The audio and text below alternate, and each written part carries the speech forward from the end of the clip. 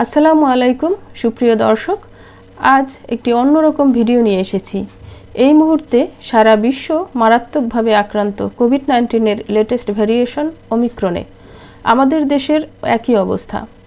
আমরা চাইনি কেউ কোভিডে আক্রান্ত হই, স্বাস্থ্যবিধি মেনে চলার পরও আমরা আক্রান্ত হচ্ছি। বর্তমানে আমার ফ্যামিলিতে আমি সহ 3 জন ঠান্ডা, জ্বর ও কাশিতে আক্রান্ত। আর আমরা যে রেমেডি সেবন করে সুস্থ হয়েছি সেটি আজ আপনাদের সামনে তুলে ধরব। ভিডিওটি প্রথম থেকে শেষ পর্যন্ত ভালোভাবে দেখুন, নয়তো ভালোভাবে বুঝতে পারবেন না। আর বেশি বেশি শেয়ার করুন আপনার ফ্রেন্ডসদের সাথে, আপনার ফ্যামিলির আত্মীয় স্বজনের সাথে। এই রেমেডি সেবন করে কেউ যদি উপকার পায় তার দোয়া আপনিও পাবেন ইনশাআল্লাহ। আমরা সবাই সুস্থ হতে চাই এবং সুন্দরভাবে জীবনযাপন করতে চাই। চলুন তাহলে রেমেডি তৈরি করি।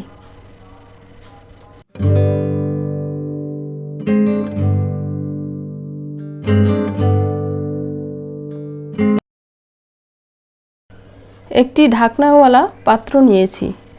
পাত্রের মধ্যে 4 গ্লাস পানি দিয়ে দিলাম। একজন রোগীর একদিনে সেবনের জন্য যতটুকু দরকার আমি ততটুকু বানিয়ে দেখাচ্ছি। রোগী বেশি হলে বেশি করে বানিয়ে নেবেন। একটি লেবু ভালোভাবে ধুয়ে পরিষ্কার করে নিয়েছি এবং এভাবে 5 টুকরা করে কেটে নিয়েছি। 2 ইঞ্চি সাইজের একটি আদার টুকরা নিয়েছি এবং এভাবে ছোট ছোট করে কেটে নিয়েছি।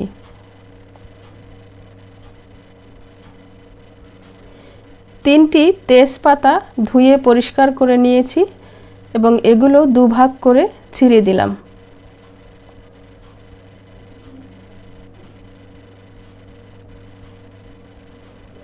বড় 2 টুকরো দারুচিনি দিয়ে দিলাম।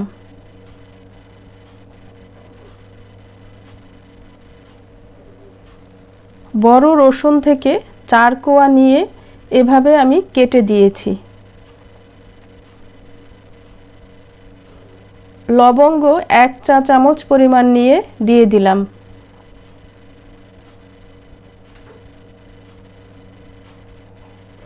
এবং গোলমরিচ দিয়ে দিলাম 1 চা চামচ।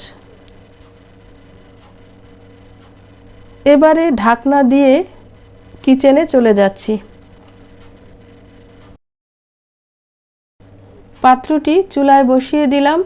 চুলার আঁচ মিডিয়ামে রেখেছি। হাই হিটে জাল করলে পানি তাড়াতাড়ি টেনে যাবে এবং এই উপাদানগুলোর নির্যাস বের হবে না, তাই মিডিয়ামে রেখে দিলাম। এভাবে আমি আধা ঘন্টা জাল করব, যাতে 4 গ্লাস পানির মধ্যে 1 গ্লাস টেনে যায় এবং 3 গ্লাস পরিমাণ অবশিষ্ট থাকে। আধা ঘন্টা জাল করার পরে নামিয়ে নিলাম। একটি বড় কাপ নিয়েছি। এই কাপে প্রায় 1 কাপ পরিমাণ লিকুইড ঢেলে নিলাম।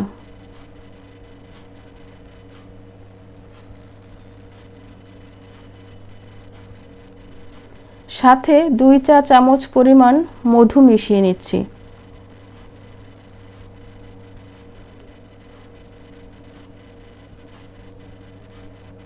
ভালোভাবে মধু মিশিয়ে সেবন করতে হবে।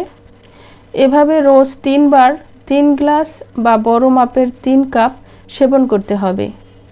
3 দিন সেবন করলেই হবে ইনশাআল্লাহ। আমরা একদিনেই উপকার পেয়েছি, আপনারাও পাবেন ইনশাআল্লাহ। বাচ্চাদের বেলায় পরিমাণটা একটু কমিয়ে সেবন করাতে হবে। আর এর পাশাপাশি যে কাজগুলো করতে হবে আমি বলছি। মধু মিশিয়ে গরম দুধ খেতে হবে, রং চা খেতে হবে, আর যতটা সম্ভব গরম পোশাক পরে থাকতে হবে। গরমের দিনে এই সমস্যা হলে গরমের মধ্যে থাকতে হবে, আর শীতের দিনে হলে বেশি বেশি গরম পোশাক পরে নিতে হবে। বাচ্চাদের প্রতি বেশি কেয়ার নিতে হবে, কারণ ঠান্ডা লাগলে ওদের শ্বাস নিতে বেশি কষ্ট হয়। ভিডিওটি অবশ্যই সবাই শেয়ার করবেন, লাইক দিবেন এবং আমার জন্য দোয়া করবেন। সবাই সুস্থভাবে থাকতে চাই, একসাথে বাঁচতে চাই। আজ এ পর্যন্তই। আল্লাহ হাফেজ।